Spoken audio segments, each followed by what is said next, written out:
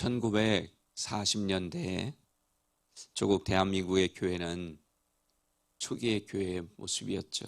그때 정말로 지금처럼 그렇게 교회 숫자가 많지도 않고 교인의 숫자도 많지 않았는데 힘든 시기를 보내야 했습니다. 많은 사람들이 일본 제국주의에 맞서 신앙의 순결을 지키기 위해 투옥되었고 목숨을 잃기도 했습니다. 그 당시 끝까지 신사참배를 거부한 강원도 삼척의 최인규 권사라는 분이 계셨습니다.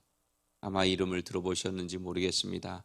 강원도에 당시에는 감리교가 전해 있었기 때문에 남자분인데 권사라고 하는 직분이 있었습니다.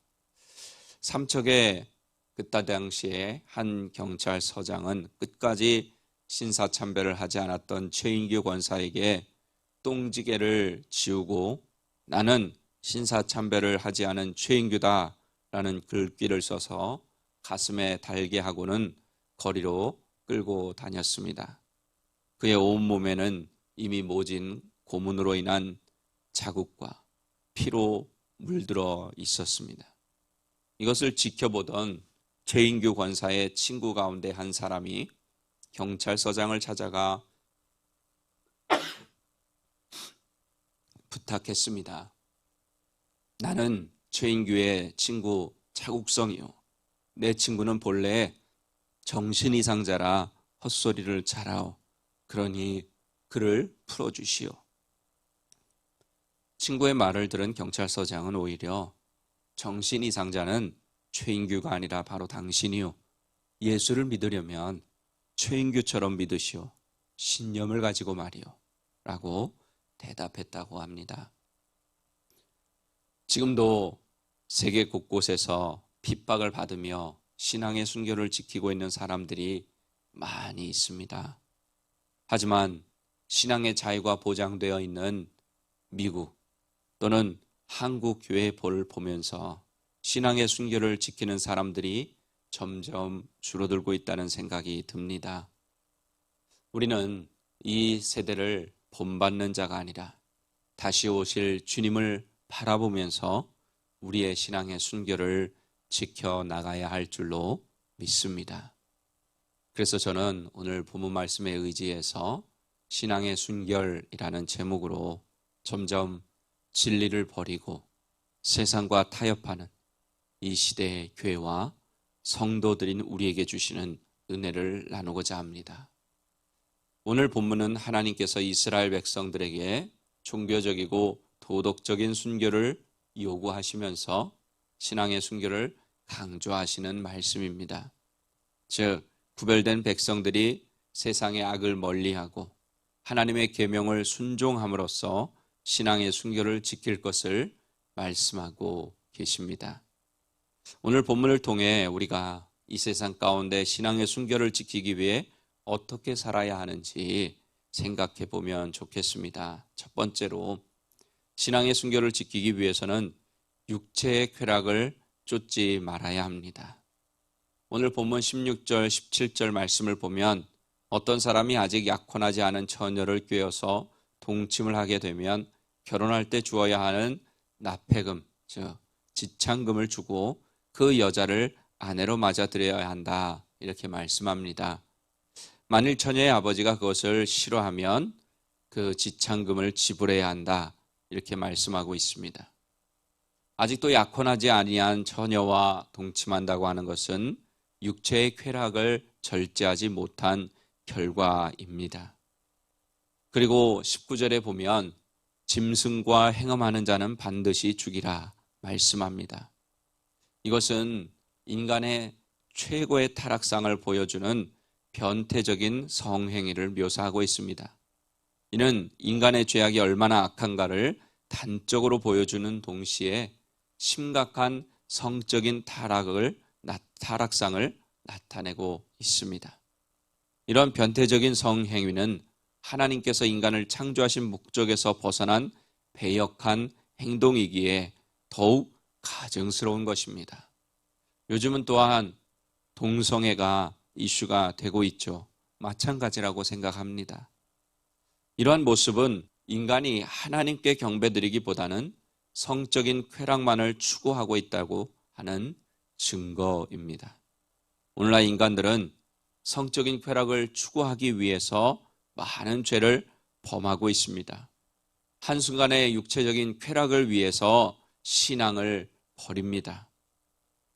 지금도 많은 그리스도인들이 이 육체적인 쾌락으로 인해서 신앙의 순결을 버리고 있는지도 모릅니다.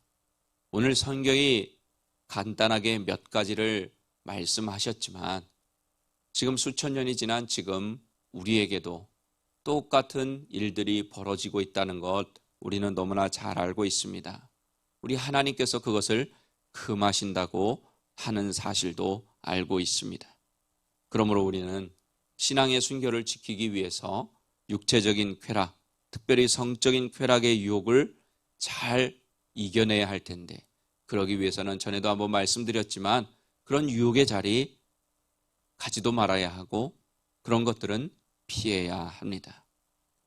또 두 번째는 신앙의 순결을 지키기 위해서는 우상을 멀리해야 됩니다. 아니, 우상을 아예 나의 삶에서 제거해야 됩니다. 우상을 섬겨서는 안 됩니다. 18절에 보면 무당을 살려두지 말라 이렇게 말씀합니다. 이렇게 말씀하셨다고 또 가서 이것을 또 문자 그대로 적용해서 뉴스에 보면, 한국에 보면 막 가가지고 우상이라고 하면서 절에 불 지르기도 하고 이런 분들도 있는데, 그런 뜻은 아니죠. 지금의 시대에서는.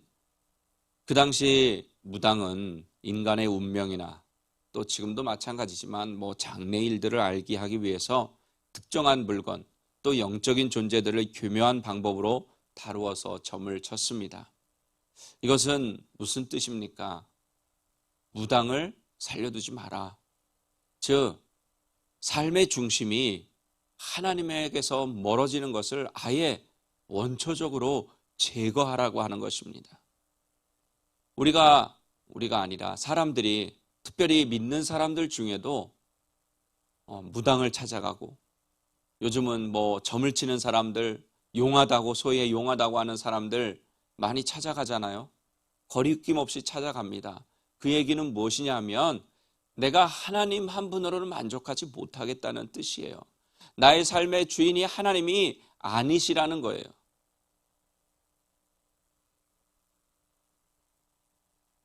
무당을 살려두면 그 당시 이스라엘 백성들의 삶에 그것이 침투하기 때문에, 구석구석까지 파고들기 때문에 우리 하나님은 그것을 원초적으로 제거하라 이렇게 말씀하신 것입니다. 근데 지금 얼마나 많은 비슷한 일들이 벌어지고 있는지 몰라요. 제가 목회와 신학교라고 하는 잡지에 기독교인들에 대한 인식의 조사, 비기독교에 대한 인들의 어떤 공통적인 주제를 가지고 한 인식의 조사를 봤는데, 기독교 외에도 구원이 있느냐 하는 질문이 있었는데, 놀랍게도요,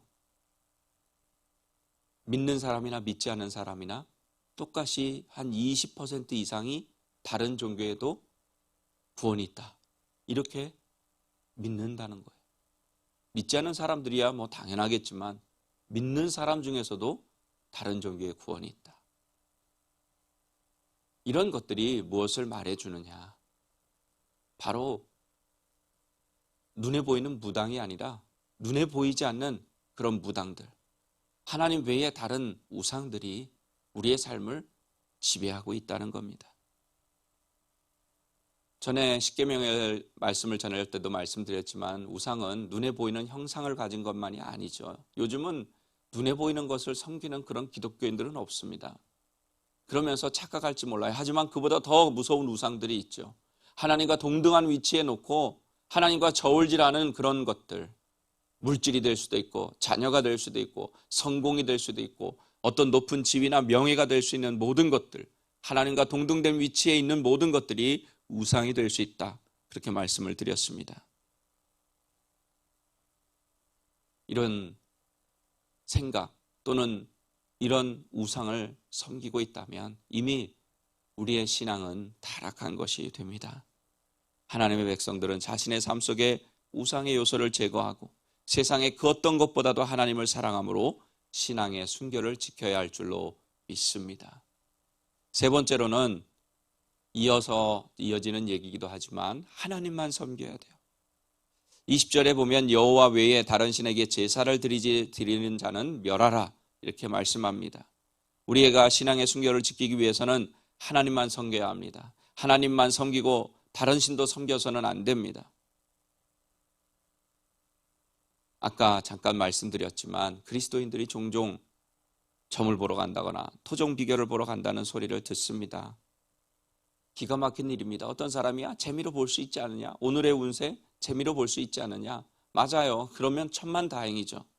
그런데 그것이 아니라 그것을 넘어서서 자신의 목적을 이루기 위해서 하나님도 믿고 점쟁이도 믿는 것이 되어버리면 안 됩니다. 어디 용하다는 보살집에 가고 그것도 서슴없이 찾아갑니다. 여러분, 이 세상엔 하나님 외에 다른 신은 없습니다. 하나님만이 유일하신 참신이십니다. 다른 신들은 모두 사람이 만들어낸 신입니다. 인간이 만들어냈는데 어떻게 그것이 신입니까? 그러므로 우리는 하나님만을 섬겨야 하고 그렇지 않으면 우리는 신앙의 순결을 유지할 수가 없습니다.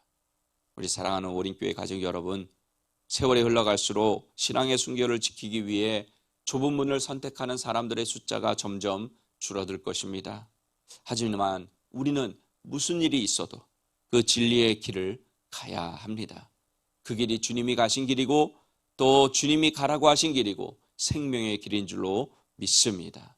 여러분과 제가 신앙의 순결을 꼭 지켜서 순결한 신부로 주님을 맞이할 수 있기를 예수님의 이름으로 간절히 축원합니다.